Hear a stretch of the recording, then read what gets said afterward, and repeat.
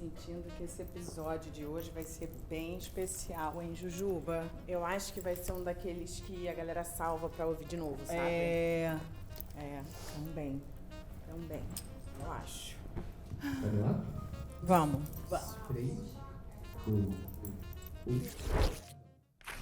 Olá, eu sou a Flávia Alessandra. E eu sou a Júlia Costa. Somos mãe e filha. E esse é o Pé no Sofá, Pode. um programa pra gente se sentir em casa. E liberado pra conversar sobre qualquer coisa.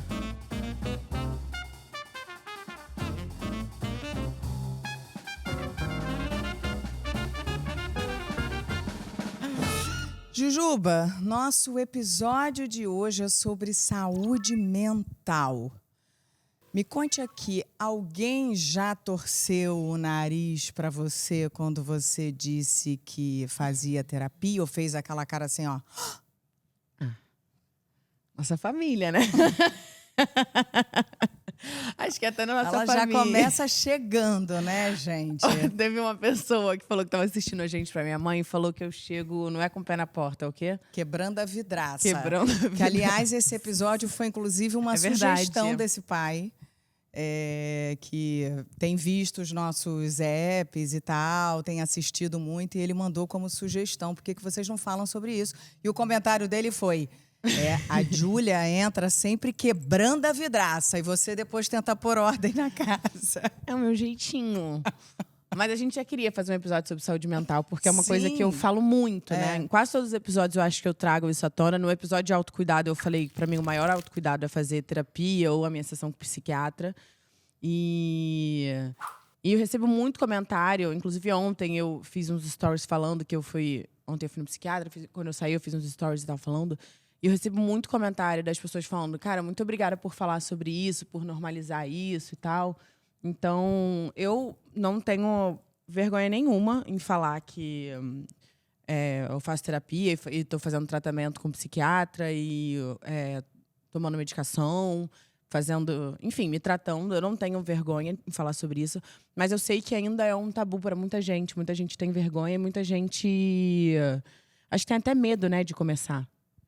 Acho que tem até medo tem até medo e vergonha de pedir ajuda, né? De começar. Agora, você me vendo pensou, gente, Flávia Alessandra vive em que mundo que acha que alguém assim inteligente, alguém com estudo, com informação, vai fazer careta com nojinho para terapia? Pois saibam que tem. Muito. Tem muita gente que faz isso, e gente de todo tipo de repertório e background, enfim. Classe, muita gente. cultura, gênero. Idades, né? Eu acho que é isso, assim, no nosso núcleo da nossa família de pai, mãe, filha, é um assunto muito bem resolvido e não é um tabu para ninguém essa Até questão. porque eu acho que o meio artístico é um meio que mais... mente aberta em relação. Tem a mente aberta, sempre busca mais o seu lugar de autoconhecimento. Então, é algo normal Mais e naturalizado, incrível e mais naturalizado pra gente, né? Mas eu acho que é isso, até na nossa família. Assim, eu faço terapia desde cedo. Você me colocou na terapia assim que você divorciou do meu pai, né? Então, eu comecei a fazer terapia criança. E aí, não por escolha minha, né? Já colocou. E é um privilégio, né? Terapia. A gente sabe, infelizmente, não é todo mundo que tem acesso. Mas... Cara, eu falo para todo mundo, quem puder, é um investimento muito válido. E, enfim, eu sou muito a favor. E se falar de depressão, então, o depressivo, o ansioso, é sempre o outro, né? O problema tá sempre no outro. Sempre o outro, sempre o outro. Eu ouvi isso também desse pai que eu achei muito bom, que ele, poxa, vocês trazem todas as questões que as pessoas têm medo e vergonha de falar e vocês trazem como sendo algo normal e que precisa ser conversado, né? Então, acho que esse nosso episódio vai ser bem, bem produtivo. Também acho. Será que quem lê sobre saúde mental pensa sempre assim numa pessoa estereotipada, né? Eu acho que sim. Eu acho que sim. Você até me lembrou o caso, pode falar. Não, pode falar. Não, fala. A gente estava conversando no camarim antes, né, e batendo e tal, e você me lembrou do Robin Williams, o ator, né, que era um comediante. Inclusive, aquele filme que ele fez dos médicos. Doctor... Ai, gente... Enfim, mas que é justamente desse lugar de cura através do riso, né, para as crianças em tratamento. E ele foi uma pessoa que você olhava e você jamais diria que ele teria problemas ou transtornos. E ele enfrentava seriamente durante toda a trajetória dele, né? Até o final da vida, né? Pra mim, ele é um grande exemplo disso. Eu acho que... E é impressionante como a gente tem muito caso de comediante, né, que passa por... Porque a comédia cura. Caso né? de depressão. E eles buscam a cura. Mas eu acho que rola muito um estereótipo. E tem essa coisa também do... mas olha só, tá sorrindo, tá lá, tá bem. Quem disse que tá nada? Tá aí, ó, saindo, tá lá. E a gente sabe que... Enfim, muita gente não sabe, mas não é assim, caso você não saiba, né? Não é assim. Então, acho que tem muito essa coisa do estereótipo. Eu acho que essa coisa de terapia é coisa pra maluco já acabou um pouco, graças a Deus, né? Até isso aí evoluímos. Evoluímos, né? Esperamos. Eu acho que as gerações que pensam isso estão envelhecendo e tá se renovando, né? Pois é, porque eu acho que uma geração mais velha ainda tem um pouco esse rótulo na cabeça. Ainda tem, mas eu acho que... até ontem eu tava com o meu psiquiatra e eu falei assim...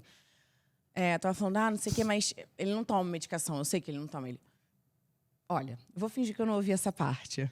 Porque é isso, não dá pra saber quem toma ou não medicação, né? Eu sei que ele não toma. Não dá pra saber quem toma ou não. Às vezes é a pessoa que... mas... que é uma coisa... Enfim. Mas eu acho que ainda tem esse estereótipo, ainda é uma coisa que até eu mesma luto contra, né? A gente... Quando eu comecei o meu tratamento, a gente lutou muito contra... A gente tinha um preconceito grande, né? De medo, assim, dessas medicações. Porque eu acho que tem muita gente também que usa com responsabilidade, isso acaba gerando um medo. Sim, então a gente lógico, tinha um medo muito grande. A gente foi um passo de cada vez. Realmente é importante, realmente é hora de entrar com a medicação. E né? ouvindo, e a importância do profissional também explicar todo o funcionamento, né? Pra gente se sentir mais segura e tranquila. E hoje, enfim, eu acho que a gente quebrou muito... até o meu tratamento te ajudou também a quebrar muito desse estereótipo que a gente tinha. Sim. E que a gente evoluiu. Total. O que é? Sou eu, gente? Já me perdi aqui. Mas acho que a gente até falou. Eu já falei, acho que a gente já falou. Qual você acha que seria esse estereótipo? Eu acho que é isso, que não seria de uma pessoa clichê. Não tem. Não tem. Existe um estereótipo. Então, quando você pensa nisso... E eu acho que talvez a melhor pessoa para responder isso seja o nosso convidado especial de hoje, né? Com certeza. Ele é o psicanalista, pesquisador, autor, também podcaster, nosso amigo de podcast maravilhoso, chique. Vibes em Análise, que eu escuto muito. Lucas Lidke. Bem-vindo! Obrigada por ter aceitado o convite. Tudo ótimo, tudo ótimo. Bem-vindo. Tem uma aguinha aí te esperando. À vontade. Seu mic tá aí. E aí? Então, vamos nós, né, conversar aqui hoje, Lucas. Quero saber, assim, de cara, se existe um motivo para se fazer terapia. Ou melhor, existe um não motivo? Como você estava falando, né? O não motivo talvez seja medo, preconceito, ignorância, esses estereótipos e estigmas que, sim, estão caindo um pouco, mas em alguns lugares, né? Em alguns meios, em outros ainda não. Eu gosto de pensar que a gente precisa, em alguns momentos da vida, talvez algumas pessoas precisem mais de terapia do que outras. Talvez, em alguns momentos da vida, a gente precise mais de terapia do que em outros. Mas, independente disso, eu acho que todo mundo merece se dar essa oportunidade em algum momento, em uma fase de passar por um processo terapêutico, né? Eu acho que é um caminho de autoconhecimento, mas também de criar questões, encarar questões difíceis que acho que vale a pena, né? Perfeito, isso que você falou das eu adoro quando a gente recebe podcaster aqui, que eu escuto a voz do podcast. Muito legal, né? Personifica, né? É muito né? bom isso. Que eu fico ouvindo direto e agora tá o rosto aqui do podcast. A gente tá em vídeo aqui também, gente. Que a gente no Spotify tá em vídeo também, hein? Essa coisa da fase que você falou, eu acho que é muito interessante, porque até, enfim, vou falar muito ontem na minha sessão, mas é porque não tem como não relacionar, né? Pé no divã hoje. Total. E eu tava falando com o meu psiquiatra, falei, tá, eu tô muito bem agora. Enfim, há umas semanas atrás eu tava numa fase bem mal e tal, e aí agora consegui me equilibrar mais e restabilizar. Falei, tô muito bem agora, só que o meu medo é, e se eu voltar, sabe, pra como eu tava antes mal? Ele falou, mas você provavelmente vai. E não é sobre isso, é sobre fase, sabe? Não é você estar como você tá agora o tempo todo, porque não vai ser sobre isso. Eu acho que é você aceitar também que existem fases ruins e fases boas. A gente sabe, né, se eu tava aqui embaixo, eu não vou permanecer aqui em cima agora o tempo todo. Eu vou descer um pouco, mas talvez eu desça menos. Então, essa coisa da fase, eu acho que é muito importante pra gente aceitar também, né? Porque acho que até esse clichê da pessoa que precisa de terapia, acho que as redes sociais hoje estão ajudando um pouco a quebrar um pouco isso. Você não acha que a gente fala mais abertamente sobre isso? Exato. E isso das fases é bem importante mesmo, Júlia, porque eu penso que a gente tem uma lógica, às vezes, meio da terapia, de que ela entra como uma solução, né? Como quase numa lógica de consumo, de algo que vai resolver a sua vida. Quando você já está naquela de colocar o selinho, assim, né? Terapia em dia. Como esse benefício que você está ali trabalhando em você mesmo e se auto-aprimorando. Claro que isso é importante. Mas, assim, não existe uma vida isenta de sofrimento, né? A gente vai passar por momentos difíceis. Perdas, né? Mortes, limites que a gente vai encontrar, frustrações. Como é que você vai lidar com isso? Então, a gente conseguir estar atento ao nosso sofrimento, conseguir se escutar, é uma forma de estar mais ou menos protegido para enfrentar algumas dessas fases que vão ser mais difíceis, né? E não ficar nesse lugar de super-homem, super-mulher que vai enfrentar tudo porque está com tudo em dia, está com tudo, né? Isso não existe, isso é um mito contemporâneo, assim. Acho que é muito sobre um aprendizado de como você vai lidar, né, com essas fases que vão oscilar na sua vida, né? Acho que é muito sobre esse aprendizado aí. Total. E essa coisa, eu acho que, ao mesmo tempo, como tudo na vida, o lado bom e o lado ruim, né? Mas que a internet trouxe essa naturalização e essa conversa mais aberta, eu acho que também trouxe, e aí até vocês falam disso no episódio do Vibes em Análise, quando vocês estão falando de rejeição. Que aí tem uma coisa que hoje em dia a gente... não, mas eu me basto, eu não sei o quê, eu não... Cara, todo mundo vai sofrer com a rejeição. A rejeição é uma questão para todo mundo. Eu acho que nunca vai estar 100% resolvido, né? Então, acho que é um pouco disso da gente aceitar também que tem coisas que nem sempre a gente vai conseguir lidar 100% bem, porque somos seres humanos, então a gente vai sofrer. Exato, e que vai nessa linha do empoderamento, né? Tudo isso é muito benéfico, assim, é muito interessante a gente ver cada vez mais os indivíduos se empoderando e se sentindo mais fortes e preparados e com mais recursos. Mas tem uma idealização também, que se a gente fica muito preso, né, colado nessa imagem de alguém que vai enfrentar tudo sempre com um sorriso no rosto, sempre muito bem em dia com as suas tarefas e o que ele faz bem. Até mesmo essa indústria do autocuidado. Né? Wellness. Tem uma armadilha aí. Ali, né? Tem uma armadilha aí que nos vende, né? De que, na verdade, é uma indústria que está nos lembrando o tempo inteiro de que a gente não está bem. Por isso que a gente está precisando tanto desse autocuidado. E consumir o wellness, né? E consumir, claro. Então tem uma questão também financeira, né? De quem pode habitar esse mundo. Mas aí a terapia realmente acaba sendo um recurso de... não só de se conhecer melhor, mas de abrir espaço para escutar o seu sofrimento e se implicar também nessa história. Porque é claro que existem sofrimentos, e a gente sabe que são muito de causas externas. Questões estruturais da sociedade, questões materiais, ou do que o outro causa na gente, né? Tem sofrimentos que vêm daí. Mas num lugar de análise, a gente convoca o sujeito a se enxergar, se implicar na sua responsabilidade, enquanto alguém que faz parte daquela narrativa, né, de que tem um sofrimento ali. Sim. E aí o que fazer com aquilo? A Júlia lembrou aqui que há quem torça o nariz quando se fala em terapia, quando se fala em depressão. Então, né, também existe uma imagem do deprimido que, se a pessoa não se vê nela, ela acha que não está passando por isso necessariamente porque vai estar rindo, porque ela está saindo. E não precisa dar sinais dessa forma, né? Não precisa ter esses sintomas que a gente estava falando. É algo muito silencioso mesmo, né, que vai brotando, né? Sim. E a gente anda muito bem treinado a editar e exibir os nossos sinais para o mundo, né? E e colocar tudo de forma pública, e nisso a gente vai se perdendo um pouco também do que é imagem, né, e do que é o que está acontecendo no real, assim, lá dentro. Então, é claro que nas mídias sociais a gente vai apresentar uma vida linda, né, que a gente está muito bem, as coisas que a gente faz, que são legais e que nos deixam realizados, mas o que a gente não mostra também está lá pulsando em algum lugar. E a gente vai ter que dar vazão para isso, né? Vai ter que ter um lugar seguro, com um bom acompanhamento profissional para você poder falar sobre essas questões. Total. Será que teve um desgaste da expressão dessa coisa da saúde mental que acaba impedindo a pessoa de ir atrás de um acompanhamento, sabe? Porque eu acho que a gente... É isso. Fala muito mais disso nas redes hoje, o que é muito bom a gente falar mais. Sim. Mas eu me pergunto também até que ponto essa expressão não virou um pouco clichê mesmo, sabe? Esvaziou, né?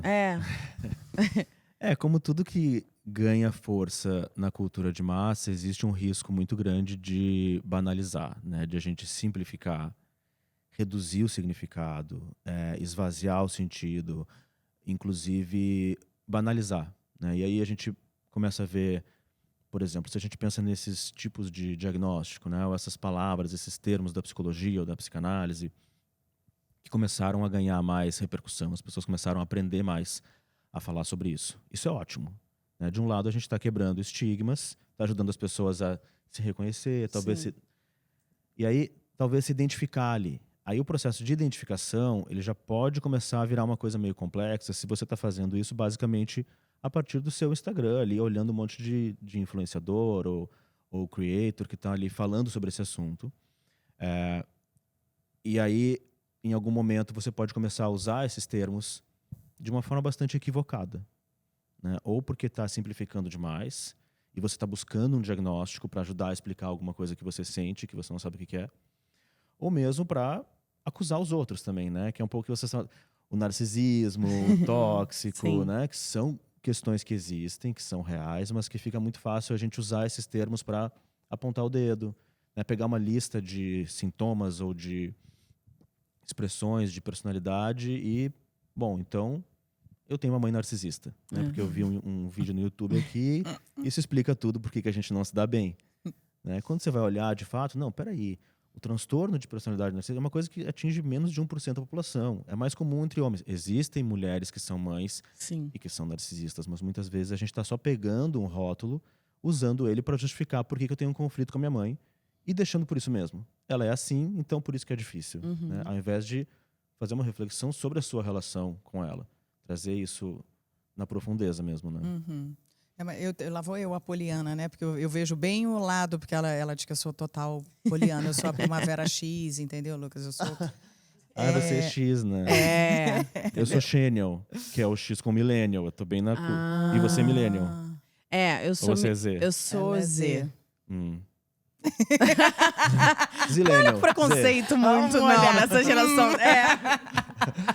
Geração Z, tadinha, essa fica com preconceito da gente. Estamos aqui integrando as gerações. A ideia é essa. Mas eu, com o meu lado poliana, lá vou eu falar que eu até encaminhei, eu acho, para você esse post, porque eu acho muito positivo, de alguma forma, a gente falar sobre saúde mental nas redes sociais e na internet e se tornar acessível para tantos. Porque tem uma geração, por exemplo, a geração muito mais velha, a geração dos meus pais. Meu pai está com 89, minha mãe está beirando os 80, que é uma geração que não falava sobre isso, que não se permitia fraquezas.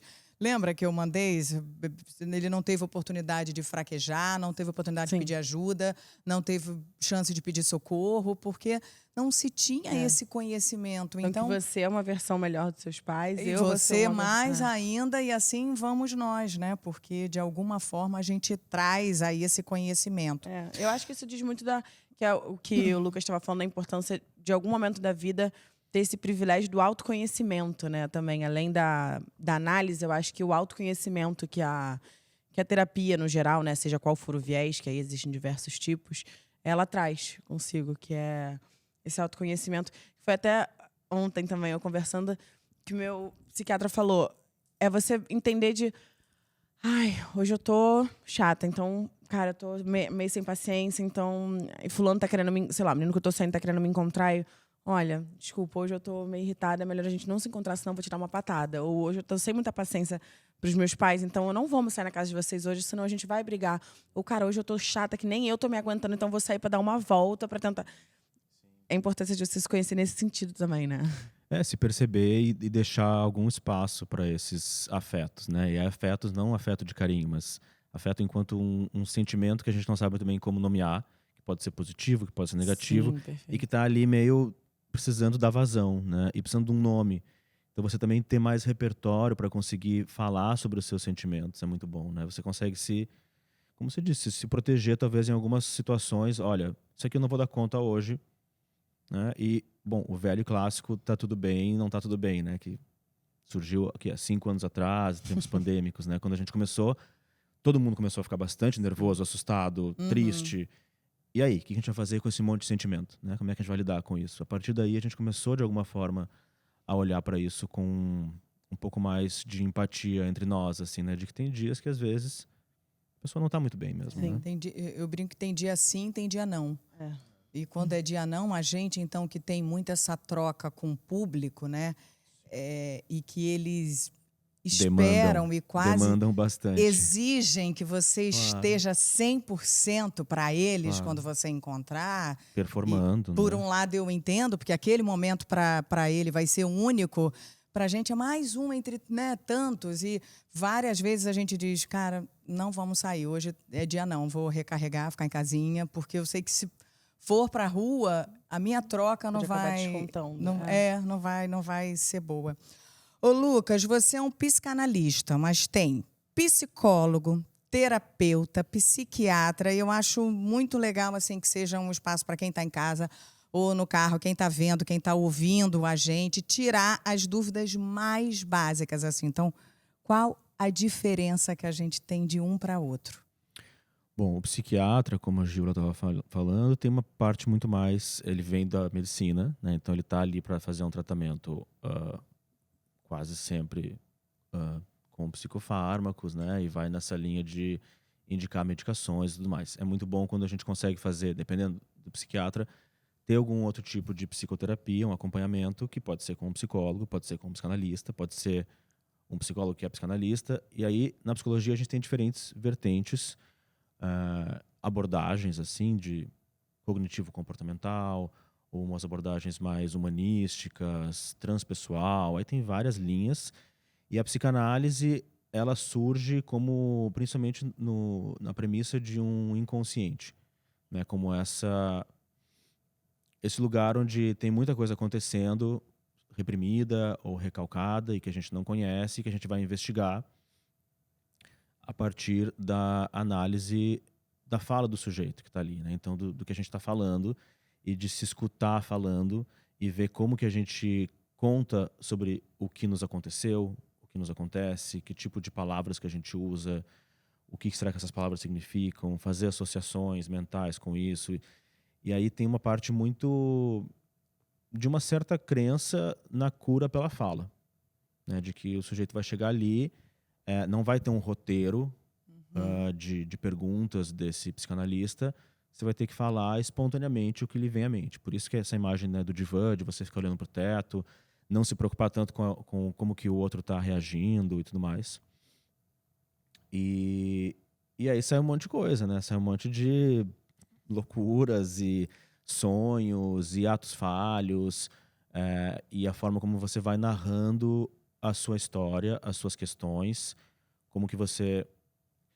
Tem uma parte complexa, assim, que às vezes é difícil de chegar em respostas numa análise. Primeiro que demora muito. Sim. É um processo longo, assim, tem que ter uma certa crença de que tem uma coisa que vai acontecer. Mas as questões são muito legais, né? Essas questões que são questões da vida e que elas são difíceis de fazer porque elas implicam realmente em partes importantes da sua vida. E quais são as queixas? Né? E aí você pensa, do que eu estou me queixando? Aí você está se queixando de uma coisa, você se queixa. Aí você pensa assim, mas e se eu parasse de me queixar disso? O que ia sobrar? Ia ficar um vazio? Ou ia vir uma outra queixa, que talvez é a queixa que eu estou escondendo, que é muito maior do que essa? Sim. E com isso, ali num processo de análise, você vai meio que discutindo esse... Tem uma metáfora que eu acho interessante, assim, de quando a terapia, né, é como se alguém entrasse na sua cabeça e falasse, então é aqui que você vive? Que bagunça. Como é que é? Ou assim, e esse tapete aí, você gosta dele? Esse sofá, foi tua mãe que te deu? Por que você guarda? Tá meio velho esse sofá, né? Você vai continuar com ele ainda? Então, é um pouco desse questionamento, assim, né? De você se enxergar ali, ou as gavetas, né? Essa é uma metáfora ótima, assim. O que você joga lá no fundo da gaveta, atrás do armário, que você não quer mexer, mas por que tá lá? Então, não dá pra tirar e... Tinha aquela série, né, da Marie Kondo, que fazia aquelas limpezas da casa, e aí pegava... Aí, você precisa disso aqui ainda? O que você tá fazendo? Pra que serve isso? Né? Qual é a função disso aqui? Aí você pega, agradece, obrigado, se despede e entrega, né? Total. Então tem um pouco desse aspecto de organização, de desempacotar algumas coisas que estão muito empacotadas e nosadas ali. E até de abrir mão, né? De você conseguir abrir mão, às vezes, de comportamentos, de sintomas que causam algum ganho secundário, mas também causam muito sofrimento. Passa um pouco por aí. Perfeito. Eu falo muito com a minha psicóloga, né? Aí... eu tô assim, a gente questiona, aí tá bom. Aí entende exatamente, tipo, o embrião do porquê, do como, né? Eu, mas e agora, Bruno? E agora? Faz o quê? O que eu faço? Eu já entendi que é isso, eu já entendi que é por conta disso, eu já entendi como eu ajo, eu já entendi por que eu ajo. Como não agir? Ela, calma, a gente não vai saber agora. E nem ela pode te dar o caminho. Assim, você pode me pegar pelo braço, por favor, e me... assim, dependendo de alguns tópicos, alguns momentos, tem terapias que vão nesse lugar mais pragmático, né? Então, sei lá, se você tem uma adicção, por exemplo, que está te causando muito transtorno na sua vida, no seu trabalho, nos seus relacionamentos, você pode buscar uma terapia comportamental que vai te ajudar a identificar muito aquele comportamento e ver quais são os gatilhos, o que é estímulo, o que é resposta. E claro, aí numa psicanálise você vai talvez fazer uma investigação um pouco mais tanto da sua infância, mas o que será que aquele objeto está significando, que você poderia estar, né, talvez trabalhando, buscando outras formas de se satisfazer, o que é satisfação, o que é gozo, o que é compulsão. Enfim, aí você vai abrindo isso, mas de fato, mudar não é simples. Né? E você entender, às vezes, o motivo, o porquê, tem também o pra quê, né? Qual a finalidade do que você faz. Que aí, às vezes, são coisas que estão mais inconscientes, que a gente não elabora tanto. Né? E aí você começar a falar, você vai se escutando e vai percebendo que talvez tenha algumas coisas aí para investigar mais, né? Sim. Eu acho que isso... Acho que até você falou um pouco, mas que é importante a gente falar da diferença de você falar com um profissional, um psicanalista, um psicólogo, um terapeuta, do que com um amigo, né? Não que não seja importante ter um amigo. É muito bom a gente conversar com um amigo e trocar, mas eu acho que essa conversa com um amigo é muito mais que a gente sai abrindo as gavetas e jogando tudo pra fora, assim, meio sem um senso ali, sem uma organização.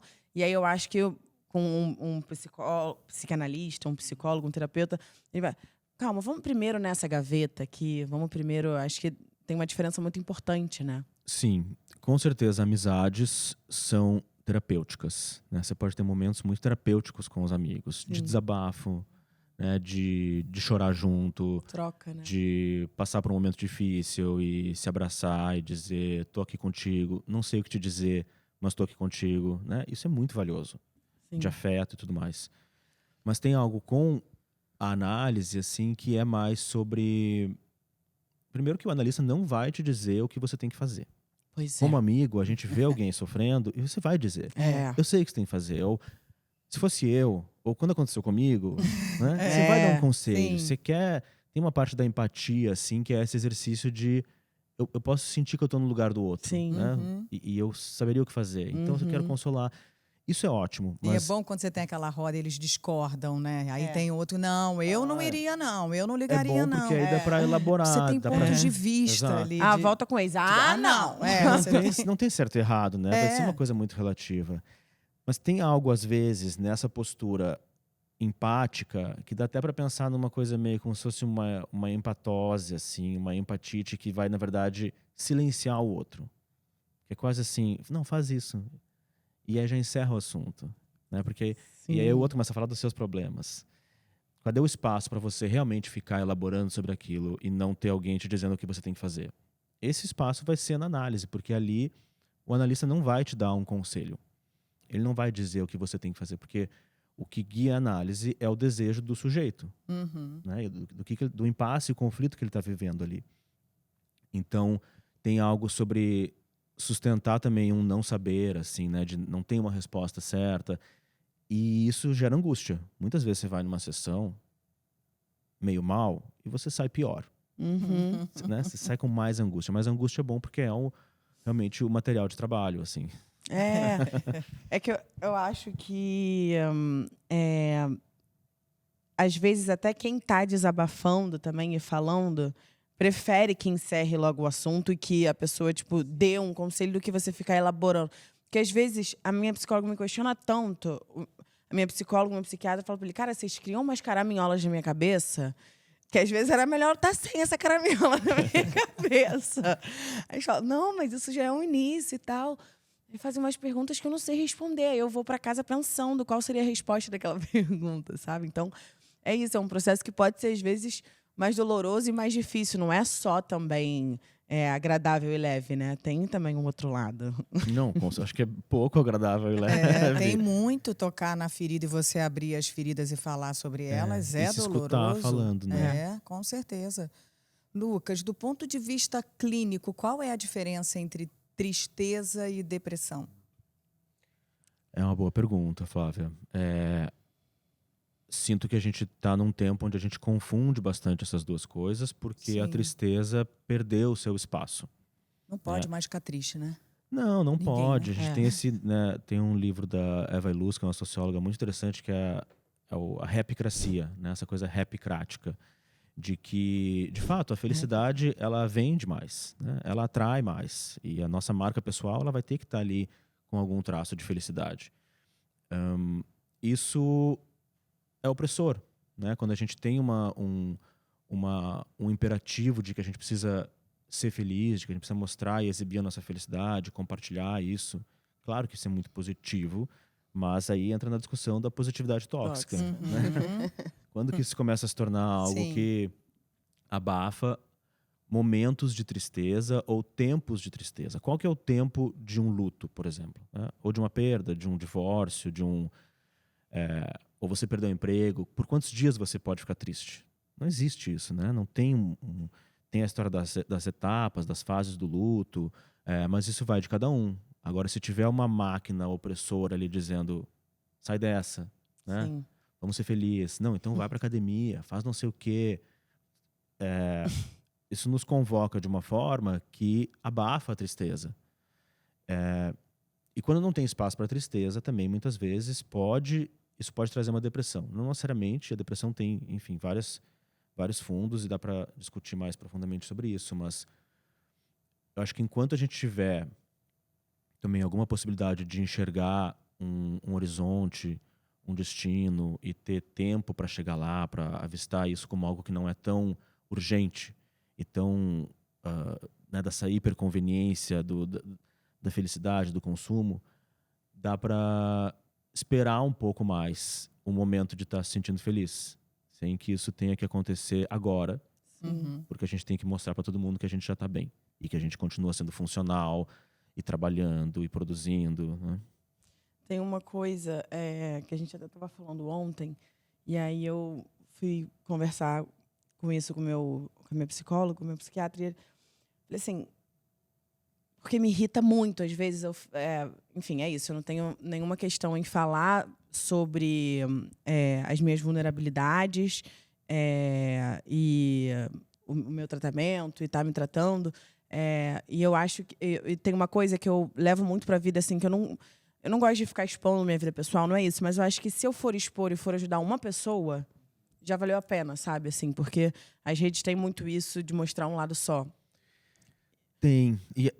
Mas aí tem um outro ponto que eu acho que começou já uma curva interessante, assim, que é, de alguma forma, a gente mostrar a nossa vulnerabilidade e os nossos sofrimentos também se tornou uma espécie de vertical de conteúdo para mostrar para as pessoas. Sim. Porque isso também engaja. Engaja. Sim. Né? Cria identificação, cria né? identificação. Nossa, sinto muito que você está passando por isso. Sim. Humaniza, né? A gente sai daquela idealização da pessoa perfeita e tudo mais. Sim. Isso também tem seus riscos, né? Isso é uma coisa que tem sido pesquisada, assim, de como muitas vezes alguns sofrimentos, eles começam a se tornar quase que uma epidemia sociogênica, ou seja, aquilo se espalha socialmente. Sim. Porque assim como existem influenciadores de uma vida feliz, rica, alegre, prazerosa, quando você começa a falar de algum transtorno que você tem, e você quer abrir isso para as pessoas, você quer que as pessoas que também sofrem com isso busquem ajuda e tudo mais, de alguma forma você também pode estar influenciando as pessoas negativamente. A elas também se sentirem e se identificarem com quase como uma coisa meio aspiracional, assim. Eu acho que o TDAH é um dos maiores exemplos nesse sentido. Muito. Né? Porque coloca... E existem estudos já bem comprovados sobre isso, de que algumas pessoas começam a desejar ter algum tipo de transtorno mental para se identificar com aquilo. E aí fica uma coisa meio assim, não sou eu, é o meu diagnóstico. Que parece que hoje todo mundo tem diagnóstico. A gente falou sobre isso. A gente falou sobre isso, porque hoje a minha geração toda é ansiosa, depressiva. Pois é. Toda a minha Será geração. que tem algo errado com o diagnóstico? Tanta gente com TDAH também, que nossa Aí a gente senhora. fica, será que é porque antigamente as pessoas não eram diagnosticadas, não se falava sobre isso? Ou será que de a fato coisa tá tem muito mais? feia mesmo? Qual é ali o limiar, né? De uma coisa... Aí entra uma questão meio do identitarismo, assim, né? Que claro que é importante você conseguir saber o que você tem e buscar ajuda. Lógico. Né? E fazer todos os testes que existem e buscar profissionais diferentes, buscar tratamento e tudo mais. Mas em uma certa medida também tem algo que pode tirar a responsabilidade do sujeito, porque muitas pessoas chegam no consultório muito identificadas com um diagnóstico. Então tudo que acontece, já você tá quase falando... se autodiagnosticou. o Google, né? Ou fez pela internet, ou de fato pode ter o diagnóstico, mas está tão identificado que não sou eu, é o meu signo. Né? Eu ia Vai falar nessa do linha signo, meio da astrologia. Sim. Assim. Ajuda a explicar o que está acontecendo e tira um pouco da sua responsabilidade, né? Voltando um pouco do que a gente estava falando de tristeza e depressão, tem uma coisa também que é assim, né? Aí eu vou falar pra pessoa, não sei o quê, me deixa muito mal, ou porque eu tenho ansiedade. Não liga pra isso, não. Você jura? Obrigada. Bem agora. carioca, assim. Agora resolveu. Vamos pra praia. Cara, vai fazer uma atividade física. Exato. Isso, sério, isso me tira do sério. Eu tava falando justamente isso ontem. Como isso me tira do sério. E aí minha psiquiatra falou assim, mas é que a pessoa que não tem... A pessoa que tem ansiedade, ela imagina 1 milhão de cenários possíveis, né? E que provavelmente, não necessariamente, provavelmente não vão acontecer. Mas ela fica criando ali um monte de cenários catastróficos, não sei o quê. E a pessoa que não tem ansiedade não consegue nem imaginar o que você está imaginando. Ela não consegue. Aí eu falei assim, cara, mas isso não é um pouco da empatia? Aí eu dei um exemplo chulo. Mas foi o que eu falei, não alcança, porque não passa por isso.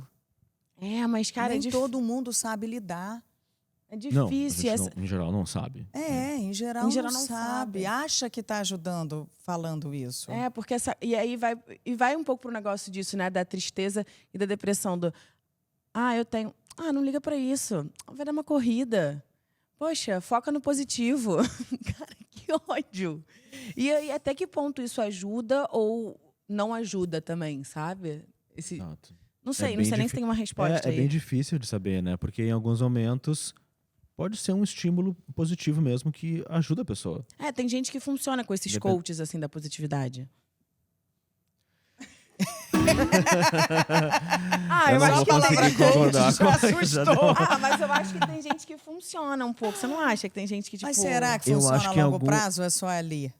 Eu acho que é um tapa-buraco, que assim, alguns sintomas vão aparecendo. Aquilo que você não conseguir lidar com alguma profundidade, com alguma brecha, assim, para escutar aquilo, né, para olhar para o que está acontecendo ali dentro, ter um momento onde você pode se permitir sofrer um pouco, vai transbordar para algum lugar.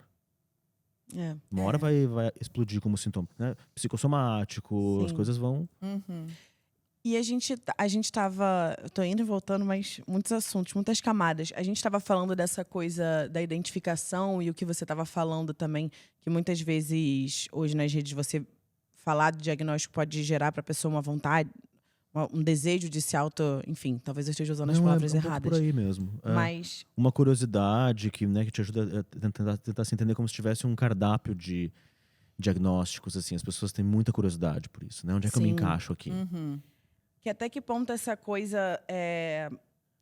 da identificação, né? Porque tem uma coisa da solidão dos nascidos online, porque existe uma geração agora... Eu ainda peguei um meio termo, então quando eu nasci não era, tipo... existia ainda o offline, hoje em dia não existe mais o offline, né? Não, peraí, existe Agora sim. é o culto ao offline. O offline tá voltando com tudo. Mas tem como ficar offline? Eis a pergunta. Você acha que tem como? Não sei, tava filosofando aqui. Bugou, não sei. Eu acho que não tem mais como hoje em dia. Você acha que tem? Tem. Indo para um retiro. A gente marca depois um dia, vamos fazer. É possível. Mas essa coisa... Mas existem os nascidos online hoje em dia, que aí já nasceu com um tablet e com um smartphone, tudo na mão. E sofrerem mais do que os que construíram uma identidade pré-rede social. Então, acho que isso tem um pouco a ver também, que a necessidade de você construir uma identidade pela rede social, ali, pelo que você está vendo e consumindo de influenciadores. E antigamente, sem as redes sociais, que a gente construía uma identidade fora do online, né? Assim, a gente sabe que a intoxicação eletrônica, digital, é real, é grave. Quer dizer, a gente nem sabe o quão grave é, mas tá aí, né? Estamos tentando discutir isso com um pouco mais de seriedade, com mais responsabilidade. O Jonathan Haidt, que é esse psicólogo social, tá aqui no Brasil de novo agora, falando sobre isso, que escreveu Geração Ansiosa, né? Que vai muito nessa linha, assim, de identificar a quantidade de casos de mal-estar e de quadros clínicos que surgiram exatamente nessa geração que pegou ali 2015, 2017, as redes já, e enquanto adolescente você tem que, né, que é o momento mais crítico de você formar a sua identidade, a sua imagem, de estar muito tenso com o que vão pensar de você, e você tem que fazer isso nesse grande circo, assim, né, a céu aberto, gerando desde preocupações excessivas com o corpo e a beleza, né, dismorfia, principalmente entre as mulheres, uma hiperobjetificação sexual precoce. Agora está se falando mais sobre a história dos homens e dos meninos, né, com a história da série da Netflix e do quanto tem essa masculinidade tóxica que está aí, que é muito mais difícil, né, porque os homens eles são ensinados a não chorar e não demonstrar fraqueza. Não que a gente vai passar pano aqui para isso, mas tem uma questão cultural, né, de educação que coloca eles num lugar de não falar sobre os seus sentimentos, né, e reprimir. Mas eu gosto de dizer assim que para cada homem que diz que não precisa fazer terapia, a sua mulher devia ganhar 10 sessões grátis para ter que lidar com esse cara, né? Porque sim, precisa. Sim. E é muito difícil falar, né? Para os homens é mais difícil falar e se abrir. E aí, no ambiente das redes, a gente está ali hiperexposto, né? Sujeito desde uma grande promessa de viralizar e se tornar famoso de um dia para o outro, mas também com uma inibição de tudo que eu mostrar pode ser cancelado, eu posso ser, né? Então tem um cenário social assim que é bem mais desafiador, né? Para essa geração mais nova, assim. Vocês têm, inclusive, tem um podcast lá do Vibes em Análise, um episódio que é o que vocês falam de adolescência, como a fase de crise, como essa coisa, efeito esponja que é o adolescente, que eu achei incrível, assim. E qual é o perigo desses jovens aí crescer achando justamente o que a gente estava falando aqui, que saúde mental é clichê? Qual é esse risco dessa geração, que teoricamente era para evoluir mais do que a sua? Eu sinto que existe uma abertura maior, assim, né? Entre os mais jovens de buscar isso, de querer. Já recebi muita mensagem assim no Instagram de, olha, que bom. umas mensagens difíceis dizendo assim, queria muito fazer terapia, mas meus pais não querem, acham que eu não preciso. Os pais ainda. Né? Sim. Então tem alguns contextos sociais, culturais, assim, onde ainda é um grande tabu. De resistência dos pais. De resistência de que, não, isso é frescura, não, tem que trabalhar, sabe? Ou isso custa muito. Né? Mas quais são os investimentos que você está fazendo? Né? Onde que você coloca o seu dinheiro e quanto que vale a sua saúde mental? Sim. Então, eu tenho uma esperança, assim, uma crença de que entre os mais adolescentes isso é menos estigmatizado e que está se reconhecendo o valor, né? Espero. Que bom. Eu tenho 2 pontos. Eu achei muito interessante porque eu acho que foi até o André quem colocou a questão dos games, porque sempre demoniza-se. Obrigada, gente. Os games, né? Enfim, esse universo. E ele contando que necessariamente não, que foi um grande suporte para ele, foi um grande companheiro para ele. Eu achei interessante também quando vocês falaram, claro, dosar e controlar o uso das redes, mas não é isolar, tenta trocar com o seu filho, tenta saber o que ele consome. Eu tenho muito essa tentativa de troca de conteúdos nossos ali. Eu recebo pouco de Dona Olivia, é péssima de troca de rede social, mas dentro desse caminho... Tem uma irmã de 14, eu tenho uma outra de 14. De tentar saber por onde está trilhando, mando coisas para ela, vamos assistir Adolescência junto, vamos... Porque eu acho que tem uma super proteção da vida... real. Da vida real. Eles falam até isso. E nas redes sociais, não. Tudo aberto ali, liberado. Ixi, tem uma liberdade ali. Só que é muito mais perigoso. Eu achei muito interessante. E como fazer isso sem ser também uma hipervigilância que é controladora demais e que gera, né, um desafio muito novo, assim. Um desafio da parentalidade que é inédito. A gente até recebeu a Angélica aqui no nosso episódio de Dia das Mães. E ela falou que ela se arrepende de ter dado telefone pra Evinha tão cedo, né? De já ter introduzido ela nesse mundo tão cedo. Mas aí foi que minha mãe falou, mas aí você faria o quê também? Porque... Se tá todo mundo usando, né? E eu achei interessante também a visão que vocês colocaram, que não é o isolar. Faz parte já da vida deles, mas a gente tem que se inteirar, tem que tentar trocar. Não adianta, não fará uso. Ele vai fazer. Ele vai fazer. Mas é muito interessante o episódio e eu não lembro qual outro que vocês falam muito das fases, né? De cada fase. Na fase adulta, depois na fase mais velha, como encara a depressão, assim, cada uma com as suas características, com as suas resistências, né? Os mais velhos, por exemplo, que vêm sofrendo, se acometendo muito também de uma depressão, e principalmente o sexo masculino, como resiste para se tratar, né? Eu ia falar exatamente isso, que acho que tem uma faixa etária aí que é ainda mais... Existe ainda mais esse pacto do silêncio, de terapia, saúde mental, enfim, tudo isso. Que são os homens, e aí principalmente 50 a mais, eu acho, né? Homem no geral, mas o homem 40, 50 a mais é uma resistência muito grande. Eu acho que tem essa coisa da masculinidade, né? Fraqueza e... Da fragilidade do ego. Muito forte, que se mostra muito forte por fora. E é muito curioso como tem mesmo isso, assim, de tanto entre crianças, pré-adolescentes e idosos, esse abuso das telas. Né? Os idosos também estão cada vez mais, até por uma questão, muitas vezes, de solidão, né? De ter já estar mais limitado para várias interações, de estar sendo completamente absorvido por tempos de tela absurdos, assim. E aí a gente vê hoje o que? Avanços de inteligência artificial que fazem companhia, né? Então as pessoas têm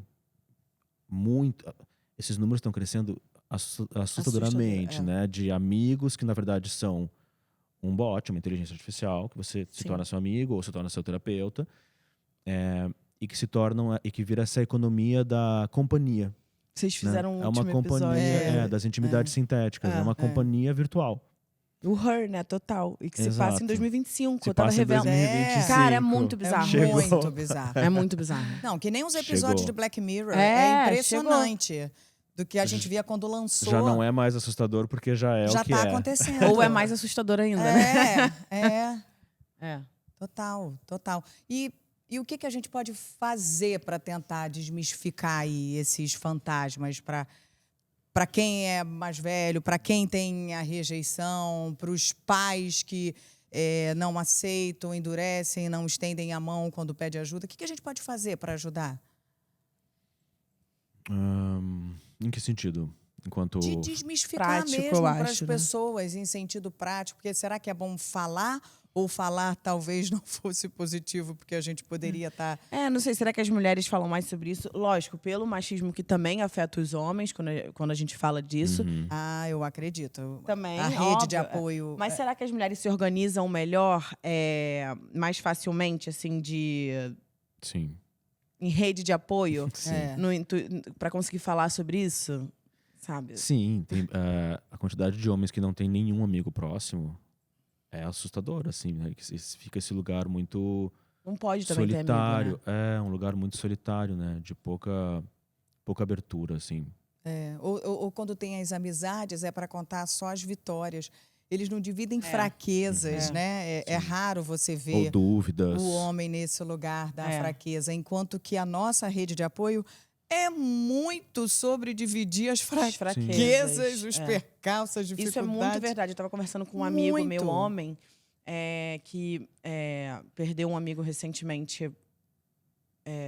Enfim, a gente não vai poder falar aqui a palavra, mas perdeu um amigo recentemente de uma forma brutal. E ele falou, cara, é muito difícil porque... eu queria ter ajudado mais, mas eu não sei como, porque a gente não fala sobre as nossas fraquezas. Eu e os meus amigos, eu tenho, os meus brothers, mas a gente não fala sobre os nossos medos, as nossas inseguranças, fraquezas. E como que eu poderia ter perguntado isso pra ele de uma forma que ele, de fato, fosse me responder? Porque tem até um sentimento de que se eu for, mas tu tá bem mesmo, cara? O cara vai rir de mim, sabe? Que papo é esse? Então é muito difícil, né? Você... E é um amigo meu, assim, jovem, na minha idade, sabe? 20, 30 anos. Não é 50 mais. Difícil. Difícil. Mas a família é o primeiro passo, com certeza. Ou não, né? Acho que depende. Ou não. Mas estender, você ter a primeira ajuda em sendo da família deve ser muito... ajuda muito, mas nem sempre dá para contar. É que muitas vezes uma boa parte da questão vem da própria família. Né? Vem de algo que não vamos mexer nessa história aqui. Né? Porque... Então, assim, você está tendo um problema com o consumo de álcool, mas é porque eu também tenho, mas é porque meu pai também tinha. E isso nunca foi tratado, né? Então, quando vem uma nova geração tentar quebrar um ciclo, né, que se perpetua e que vai se retraumatizando, isso gera um abalo sísmico em toda a estrutura, né? Na família toda. É isso, e mexe até com o ego, né? No sentido de, não, mas eu errei com você, não. Isso. Eu fiz o meu melhor. Sim. Mas não significa que porque eu sei que você fez o seu melhor, eu reconheço o seu melhor. Mas isso não é uma culpabilização, mas é uma... Não é culpa, né? Perdi a palavra agora, mas não é sobre... De responsabilidade? Não é sobre culpa, mas é sobre responsabilidade. Não é, sabe? Não é que eu tô te culpando. Sim. E da pessoa que tá ali buscando análise... também entender que vai ter uma hora que ela vai ter que começar a pensar o que ela vai fazer com o que fizeram dela. Sim. Que nenhuma mãe é perfeita, nenhum pai é perfeito, né? Ou vai sufocar demais, ou vai ser negligente, ou vai ter ali uma parte humana. Brecha. E isso Uma hora vai errar. Isso vai gerar efeitos e consequências, né? Em todo mundo. Então, por isso que é bom sair um pouco também. Claro que existem doenças e transtornos.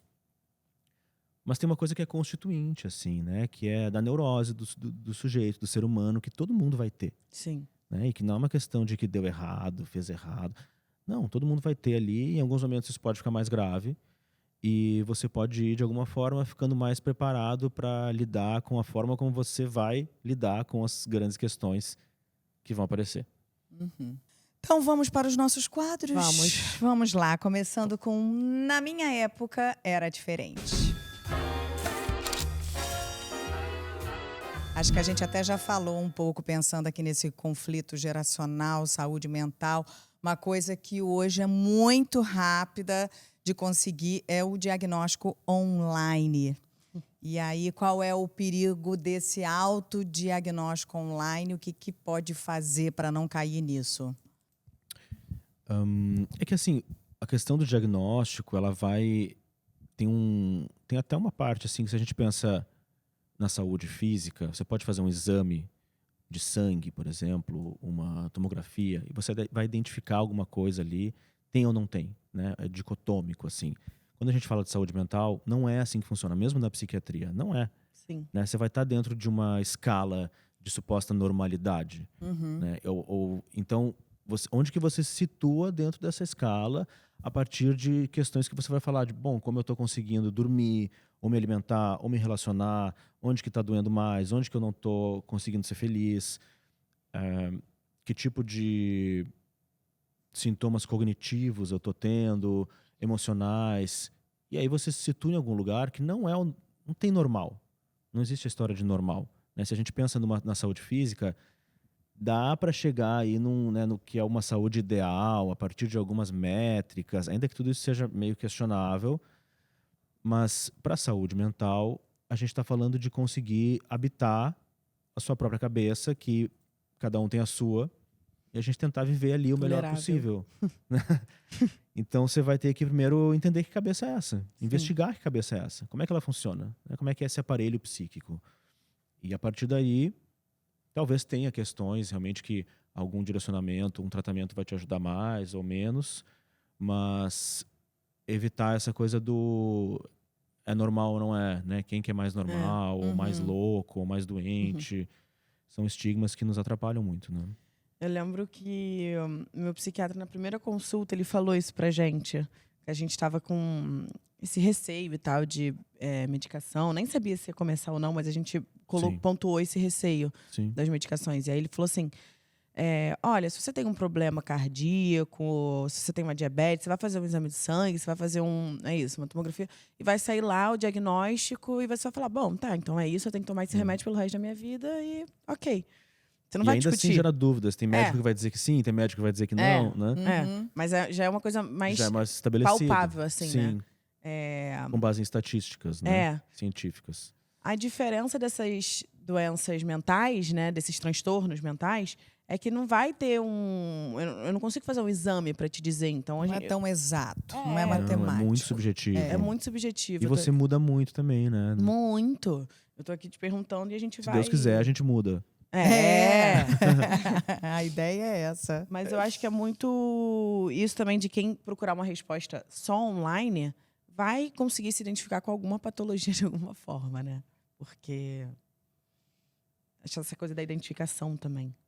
E aí tem um algoritmo que também vai começando a te manipular e te entregar coisas que te interessam e que a gente vai, né, entrando nessas bolhas assim de conteúdos e assuntos, e parece que o mundo inteiro, aquilo que a gente está vendo é aquilo que existe. Então aí tem um perigo muito grande também da gente conseguir quebrar um pouco isso. Sim. Você já buscou alguma resposta assim num chat GPT da vida ou numa dessas ferramentas, algo que você queria na terapia? Não, vou perguntar ali. Cara, uma coisa que eu faço muito é pesquisar... Foda. É pesquisar efeito colateral de medicação. Isso eu faço muito. Que é meio ruim também, porque aí coloca lá, tipo, os piores efeitos colaterais. É obrigatório, tem que ter Chama de tudo. cibercondria isso aí, né? Que é você ficar hiperidentificado com as doenças e efeitos. Mas para isso é uma ferramenta incrível mesmo. Né? Sim, Muitas coisas. Eu acho que é isso, é o perigo mas fazer terapia com ChatGPT, não, gente, pelo amor de Deus. Não, não façam isso, por favor. Que bom. Eu outro dia joguei tarô só com ChatGPT, mas foi o máximo que eu fiz. Mas foi o máximo que eu fiz. Mas sabe que, de uma certa medida, a pessoa que tem muita vergonha ou preconceito, ela começar a experimentar um ensaio de uma coisa terapêutica com o ChatGPT, pode ser bom, né? Pode ser bom. É. Ela pode perceber, interessante me escutar aqui. Sim. Né, se isso levar ela talvez a um processo real, assim, que a gente pode dizer profissional, como as coisas funcionam até hoje, pode ser ótimo. A diferença é que tem algo ali que é justamente o que as pessoas buscam, né? Que é um lugar isento, onde não vai ter julgamento. Ninguém vai me julgar. Eu posso falar qualquer coisa. Quando, na verdade, a projeção do julgamento que a gente faz para o terapeuta é muito interessante. Ela é muito parte do processo da análise, né? O que você espera que o outro vai reagir, julgar e dizer, Sim. não dizer. Então isso tem um ouro aí que com o robô você perde isso. Total. Agora, você acha que essa coisa do autodiagnóstico é uma coisa da pessoa que está ali horas em frente ao computador sozinho? Ou seja, você acha que a gente está ficando mais sozinho, que a gente está buscando isolamento? Eles estão fazendo a gente ficar mais isolado. Eles, não vou citar ninguém aqui, mas a gente sabe, né? Toda a aparelhagem tecnológica que está aí nos isolando, com certeza. Nos deixando presos no cassino de atenção ali. As redes sociais, elas não são mais redes, né? Elas são mídias. E elas não são mais sobre interação. As pessoas interagem cada vez menos. Elas estão ali, muitas vezes em transe, ficando muito exaustas, porque elas estão nessa economia da atenção e da distração. E da dopamina ali, né? Exato, e virou sobre consumo de conteúdo. É muito menos sobre o que as pessoas estão fazendo ou interagindo e conversando. Não é sobre se conectar mais. Sim. Né? Não é mais sobre isso. É inclusive sobre você ficar impressionado com a quantidade de conexões e não conseguir aprofundar elas, se sentir cansado com isso.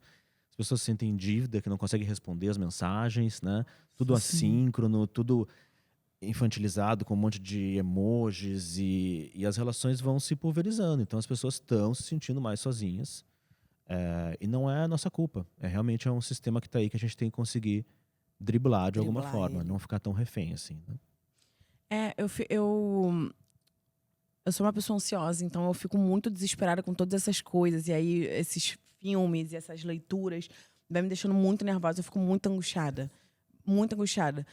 E perder sono. E aí meu Deus do céu, é o fim do mundo. Aí eu fico, minha mãe, é o fim do mundo. Fim do mundo, eu nasci nessa época do fim do mundo. Aí eu brigo, porque bota lá. Já não basta a gente ser bombardeada de informação hoje. A pessoa ainda me bota o alerta do G1. Lá do G1, só com tragédia, só notícia bombástica.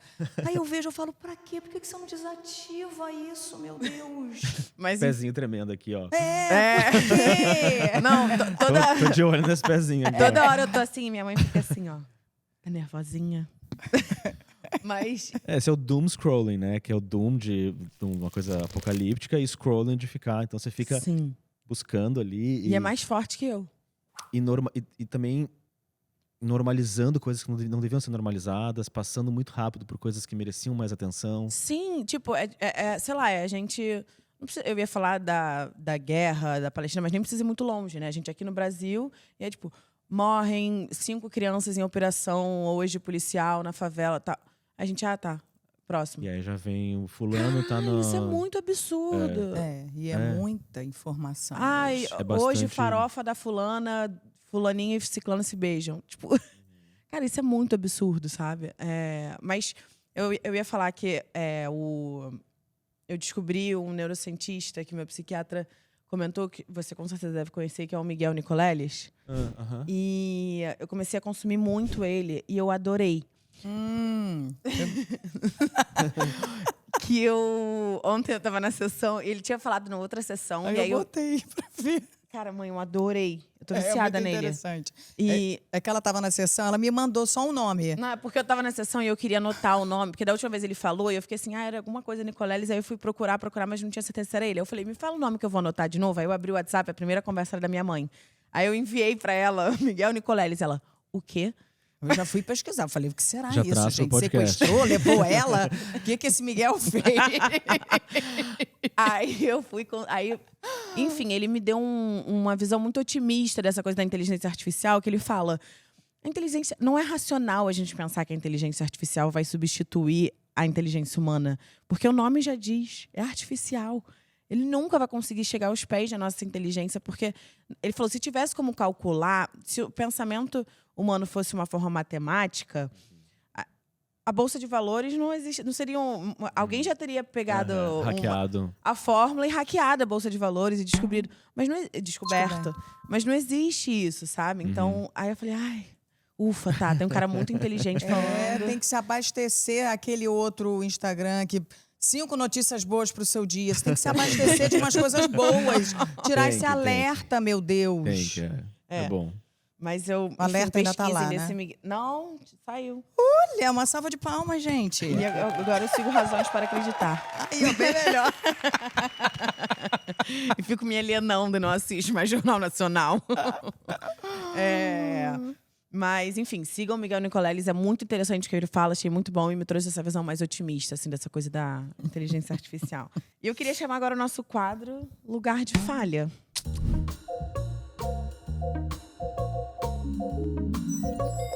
Em pensar um pouco também como que a terapia vai se atualizando, né? Porque é isso, o mundo vai mudando, como você falou, que bom, mudamos. Então, onde é que você hoje vê a psicanálise ainda tem falhas, sabe? Ainda poderia melhorar. Cancelamento vem aí, agora que eu vou ser cancelado. De novo. Esse vai ser o corte do programa. O cancelamento. Gente, essa é uma questão bem complexa, assim. Existem alguns... A psicanálise já foi bem criticada por ser parada no tempo, né? Pensando que ela, assim, onde que ela surgiu, quando ela surgiu, num outro contexto, há muito tempo atrás, muita coisa mudou.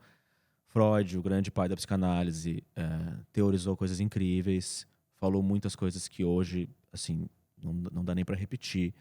Então, tem uma obrigação dos psicanalistas de não só a gente fazer toda essa investigação, a teoria, a prática, o manejo, com analisando ali na nossa frente, mas também de estar atento à subjetividade do nosso tempo. Sim. Né? O Lacan falava isso. Você tem que estar à altura da subjetividade do horizonte assim, sintomático, de afetos que estão aí acontecendo e que são transversais, que estão atingindo, né, nos atravessando praticamente todo mundo, com algumas diferenças de recortes e tudo mais, mas que a gente vai ter que estar atento para, são questões novas, né, que estão aparecendo. Algumas coisas são bem existenciais do ser humano e tudo mais.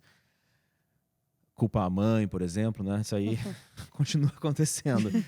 Mas tem outras que são novas e a gente vai ter que estudar, vai ter que se atualizar, vai ter que sair da psicanálise para estudar outras coisas, né? Neurociência, sociologia, filosofia, para conseguir estar um pouco mais preparado para ajudar, nos casos ali, a teorizar sobre o que está acontecendo e como que a gente vai lidar com isso da melhor forma, né?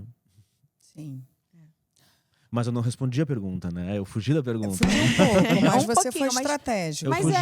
Não, acho que tem, assim... as questões de gênero, acho que são as que mais existem. Alguns psicanalistas que estão conseguindo construir de gênero, de orientação sexual. Eu imagino, por falta de estudo. Eu estava lendo o Cérebro na Menopausa, e essa cientista estava falando justamente sobre não existe estudo para mudança de gênero, não existe. E aí como é que vão lidar com todas as questões hormonais? E pessoas trans que entraram na menopausa. Tem muitas coisas que têm que ser atualizadas, né? Tem que ser repensadas, e isso às vezes envolve questionar teorias, né? E que quando você tem, assim, às vezes, instituições, grupos que são muito fechados e ortodoxos, eles olham isso com um certo preconceito, assim, né? Com de certeza. Mas isso vem mudando bastante, assim, no Brasil nos últimos anos, com algumas provocações que vão circulando e a gente vai ter que falar sobre interseccionalidade, raça, né? Questões, polarização política, enfim, várias questões que a gente tem que estudar usando a psicanálise como uma lente para pensar sobre esses fenômenos sociais e culturais do nosso tempo. Sim. E tá aberto, né? Acho que o diálogo, tá aberto o diálogo é muito importante. Eu fiquei curiosa. Aqui é um programa de mãe e filha, né? Um programa de família. E eu fiquei curiosa perguntando assim, como é que a sua família recebeu quando você falou lá atrás que você queria estudar psicanálise? Recebeu bem. Eu comecei com a psicologia e eles me apoiaram muito. Eles me apoiam muito nesse sentido, assim. São super meus fãs. Foram os primeiros fãs. Que bom. Então, sempre me interessei muito trabalhei muito com pesquisa e trabalho com pesquisa de comportamento, né, de estudos culturais, assim, que vão para uma linha mais do coletivo e não tanto do sujeito, dos sintomas do sujeito. Mas quando eu comecei a parte mais da psicologia, da psicanálise, da clínica, é algo que me satisfaz muito, assim. Gosto muito desse desafio. E eles me dão o confete que eu preciso. Ai, Incrível. Especial. Meu pai, que não lê, basicamente leu meu livro, então, assim, foi um mérito. Maravilhoso. Tem um livro que a gente... Como é que é o nome do seu pai? Trouxe um livro, Edelmar. Edelmar. Tá aí, Entre Sessões, tá trouxe aqui pra orgulhoso. vocês cada um. Amei. Muito incrível. Dá o meu Psicanálise aqui. para além do divã. Que é muito sobre isso, assim, também, de pensar... Conta um pouco da minha história, de como eu comecei a estudar e me interessar mais pela mente humana e também do que existe para além do consultório. Até essa pergunta que você fez, né? De que a gente tem que pensar também nas questões culturais, nas questões sociais e como isso afeta a humanidade como um todo, né? Uhum. Eu vou fazer uma pergunta até que vai para esse viés, mas acho que cabe no nosso Café com Lágrimas. Café com lágrimas. Como a gente gosta de encerrar. Olha, eu tenho uma tatuagem aqui, não sei se vai estar mostrando, focando aqui, mas que é exatamente um cálice com um olho, ó, e uma lágrima E uma caindo. lágrima. Eu ia perguntar E sobre as é suas um- tatuagens. Pessoas É um mudam. drink que evapora. Coisas acontecem, pessoas mudam. Maravilhoso. Essa é a esperança. Falando em esperança, você que é um profissional da área, também produz conteúdo sobre podcaster e tenta trazer esse assunto tão estigmatizado mais pro dia a dia das pessoas. Você acha que a gente pode ficar otimista em relação à relação das pessoas com a saúde mental e com terapia? Sim. Sim, Júlia. Se você não tiver otimismo, acho que a gente não consegue trabalhar, assim, não consegue acordar, né? Tem que ter uma dose de otimismo. Eu gosto muito que a minha dupla, assim, de estudos e de podcast, que é o André Alves, Maravilhoso. ele tende a ir para o lugar mais distópico. Então a gente se complementa bastante, assim. Quando ele puxa muito para baixo, eu às vezes sou um pouco mais, como você falou, né, meio poliana, assim. Mas a gente é assim. E aí... Mas eu vou usar essa palavra distópico, que eu achei mais chique do que pessimista e Com ansiosa. certeza. catastrófico e apocalíptico. Distópico é um bom Distópico. eufemismo. Bem mais legal. Gente, você é catastrófico. Não, eu sou distópico. Que é ter um bom senso de realidade, né? E um senso crítico. Acho que isso a gente vem perdendo, assim, capacidade de fazer crítica, né? Bom, hoje crítica é sinônimo de ofensa. Se faz uma crítica, as pessoas já nem conseguem escutar. Né? Mas você conseguir fazer críticas sobre o que está acontecendo, sobre o comportamento das pessoas, das instituições, do que for. Mas também conseguir projetar alguma esperança, que não seja aquela esperança passiva de tudo vai melhorar e o mundo vai mudar quando, sei lá, quem for presidente ou quando a plataforma tal deixar de existir. Isso não vai acontecer. Né? Então a gente vai ter que ter um pouco da nossa parte aí de como enfrentar essas questões, sim, com algum otimismo proativo, assim, também, né? Sim, entender que a mudança tá na gente, né? Também que acho que tem isso sempre. Quando o outro... Entender que a mudança tá na gente, né? Porque tem isso. É claro. Quando o porque outro o mundo mudar, vai quando se o outro... manter aqui e a gente vai ter que é um lugar de vitimismo, assim, também, né? Que também entrou bastante na moda, assim, de bom, o problema tá lá. Não tem que fazer.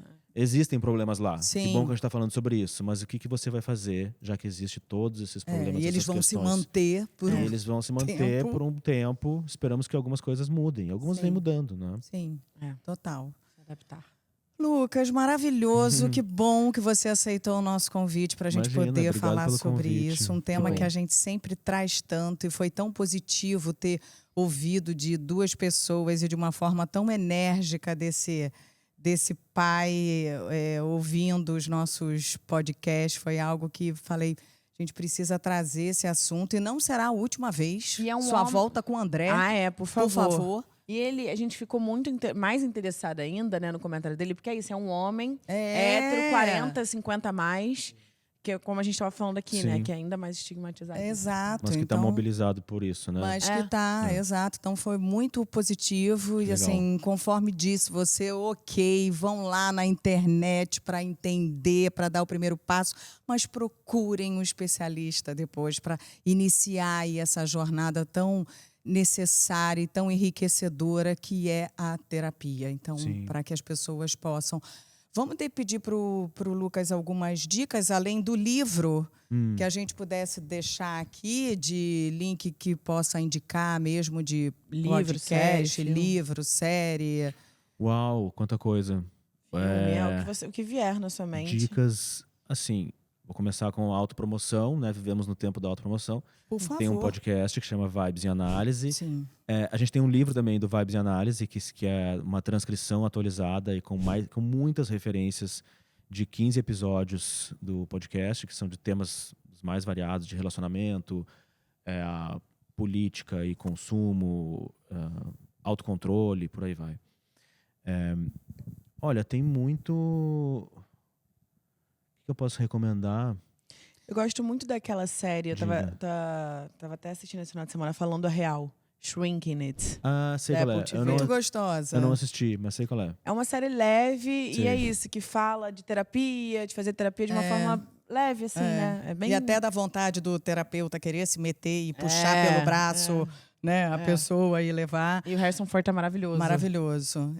Tem um comentário curioso do Harrison Ford que eu vi, acho que a gente falou sobre, que assim, pela primeira vez ele está tendo pessoas se aproximando dele, falando, nossa, que incrível, foi tão bom aquele episódio, você mudou a minha vida, porque você ele faz mudou um personagem vulnerável pela primeira vez, é um ele personagem não é humano. Mais aquele herói. Tararã, vindo lá com corda, com coisas, se tornou acessível. Achei engraçado o ponto. Tem muitos criadores de conteúdo que são excelentes analistas e professores, ou melhor dizendo, excelentes analistas e professores que também são criadores de conteúdo e que vale a pena seguir, né, e acompanhar. O Christian Dunker, acho que é um dos grandes nomes, assim, que escreveu dezenas de livros muito bons, desde A Arte de Amar até A Reinvenção da Intimidade. A Ana Sui também. Sim, amamos também. Ela tem que vir pessoalmente. Fala muito bem sobre amor e relacionamentos, né, e como a gente tem questões com dependência, o medo da dependência, o que é solidão, o que é solitude. Então, tem muita coisa assim para servir como um estímulo, né, para a gente se informar, aprender e se provocar, ver como é que isso reverbera na gente, né? Até o Instagram de vocês, que não é Vibes em Análise, é Float Vibes. É Float Vibes, que é ótimo também. Lá eles dão muita dica. A adolescência é uma que está aí, né? Total em ebulição, que vale a pena ser vista, inclusive com seus adolescentes. Eu vi com a Oli. Você indicou uma outra que está na minha lista para eu ver. É um documentário. De adolescente também. É o Social Studies. Tá na minha lista. Que é bem interessante. É um documentário sobre vários adolescentes que aí eles ficam vendo tudo que eles fazem, né, no celular, na internet, acompanhando e colocam eles para discutir de como que as redes e esse excesso online provoca vários comportamentos. É difícil, assim. Você olha, você fica meio abalado, meio triste, porque tem realmente questões que a gente não viveu quando tinha essa época, né? Quando tinha Dá essa para ver idade. com ela, né? Com a minha irmã.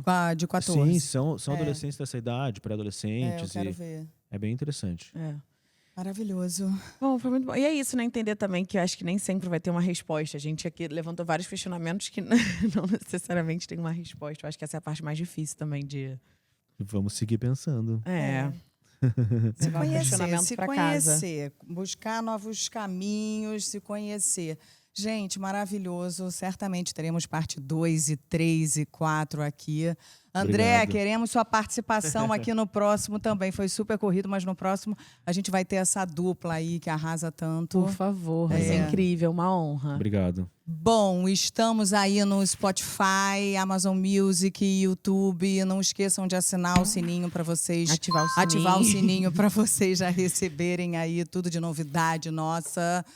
Podemos mandar a foto da sua tatuagem no nosso grupo Telegram? Vamos, bora. O seu drink com lágrimas? Vamos. Então, será lá. Quem ainda não tá no nosso grupo do Telegram, no @Pé no Sofá tem o link para você entrar. Lá a gente manda alguns conteúdos exclusivos e você também consegue participar quando a gente faz os nossos VAPs com participação da audiência, onde a gente interage com vocês.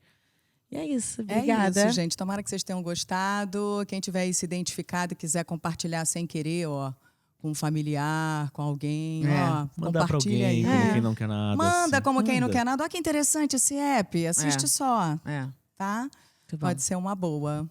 Adoramos, viu? Obrigado. Adoramos. Muito obrigada. Obrigada, Lucas. Esperamos vocês, então, no nosso próximo Pé no Sofá. Pode. Se você sentir que precisa de ajuda, o CVV, Centro de Valorização da Vida, no número 188, fica disponível todos os dias, a qualquer hora. Você pode ligar ou mandar uma mensagem de forma anônima e gratuita. Eles são treinados para te ouvir com acolhimento e sem julgamentos.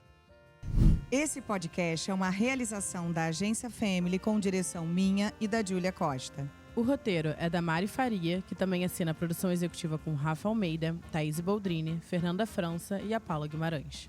A captação é do Vitor Reis e a edição e trilha sonora são do Antônio Eduardo. As nossas stylists são a Gi Macedo e a Juliana Lacoste. E a beleza é assinada pelo Gabriel Ramos.